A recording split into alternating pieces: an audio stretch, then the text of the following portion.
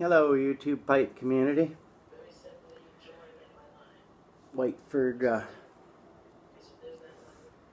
handmade pipes here. Michael, and this is my meerschaum and some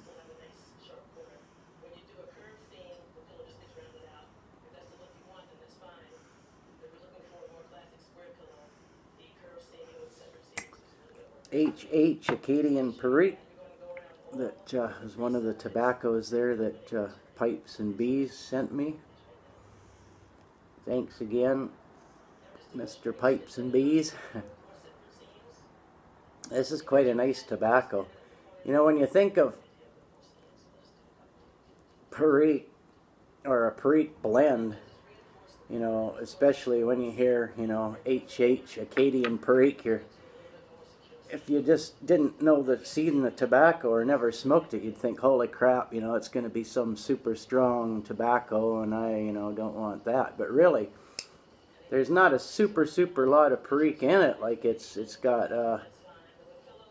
Orientals, it's got an unsweetened Cavendish, Virginia, of course, and a little bit of Perique, and it's a really nice tobacco.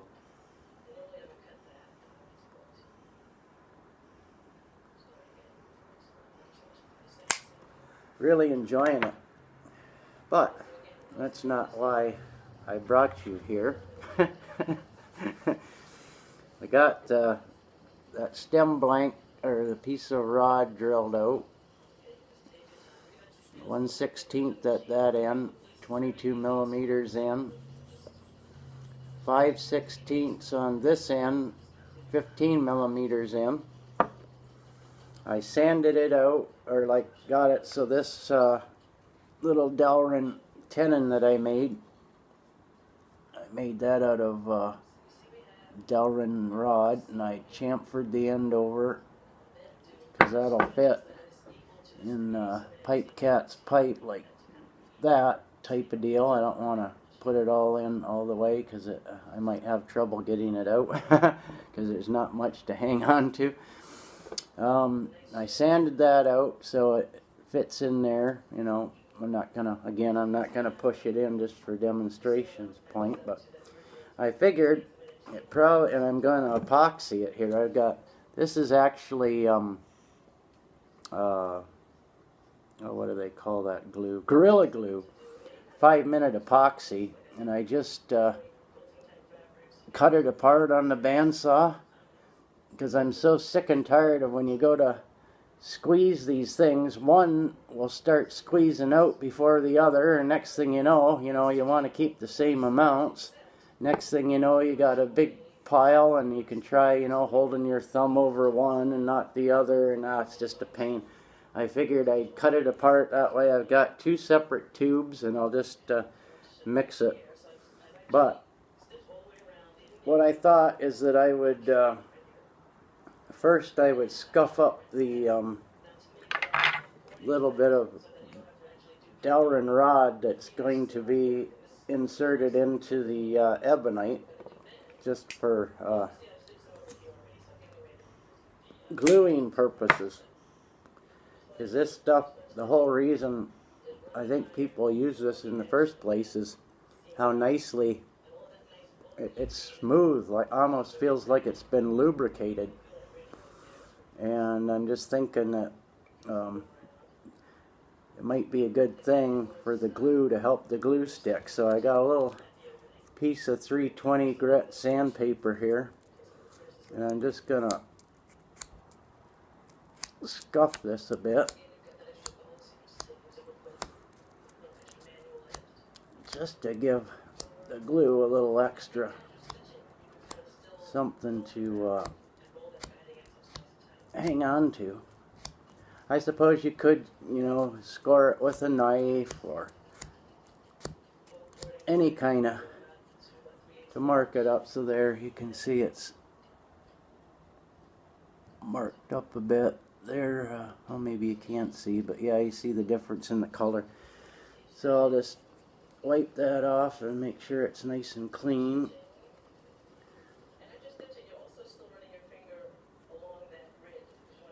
And we'll mix up a little of the epoxy. I got a little straight mini screwdriver here that I will put,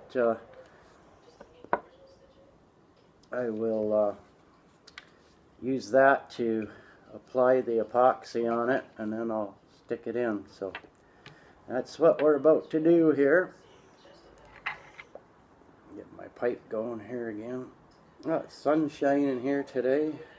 Turned out quite nice. It's minus 4 here in Welland. Are you banging your bowl around there, woman? Bun? She likes to be heard, and seeing rabbits don't bark or meow or make any kind of noise, I guess she lifts her food bowl up and lets it bang quite often, just to, I don't know, let people know she's alive and well, I guess. So I'll take the cap off these here.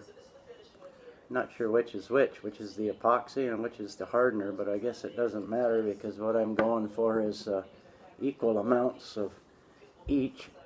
So I'll try to point it upright for the air to get out of it.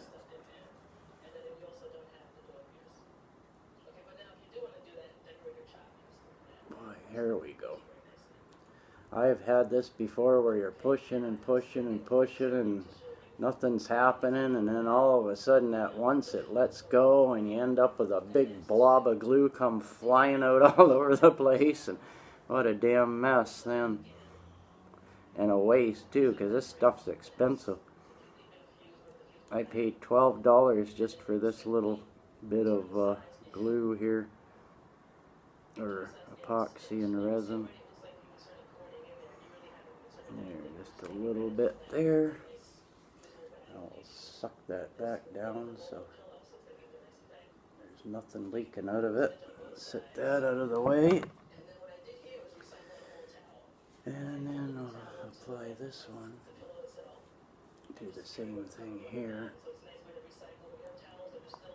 Try to do it nice and slow so I don't end up having a big nasty mess all over. There we go. I'll put a little as equal amount as I can next to it. So that's pretty good. Run that back. Set that down out of the way. And now you can see I've got 2 little blobs there, so I'll stir that all up. I got way more than I need, and even then I figured I was doing it quite skimpily. Scrape that all in there. Mix her up real good.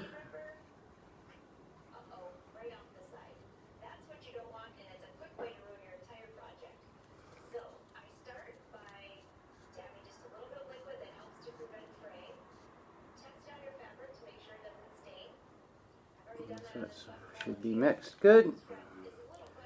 I'll just apply it a little bit onto here.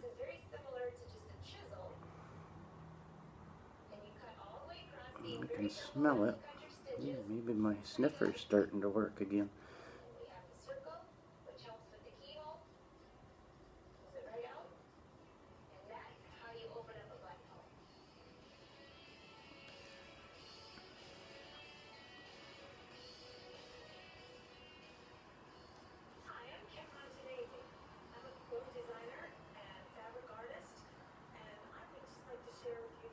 There's a coating all the way around it. I didn't try not to get any on that end, but if I do, it'll squeeze out, and I can always, if it ends up plugging anything up, I can always, you know, pass the drill bit through it. So now we're just gonna push that into here. Of course, there will be excess. There we go. Now, there it's seated in there nice. Now, see that excess glue or resin or epoxy there? As it starts to sit, I won't bother messing with it now. It'll just make a mess. But after about 5 minutes or so, when it starts to tack up, I'll be able to peel that right off of there. It'll come right off just like nothing. So that's it. That's the nice tenon there in the ebonite stem, or will be stem. So then that's gonna go in here like so, and oh shit, just got some on there. Damn it.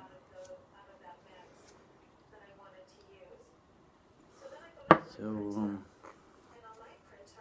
it's okay, it's right there anyway.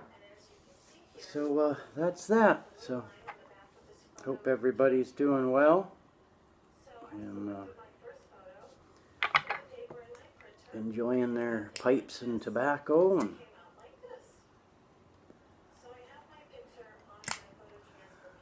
as much as I am. Everyone take care and have a great day. Hope somebody learned something anyway. Peace all. Have a great day.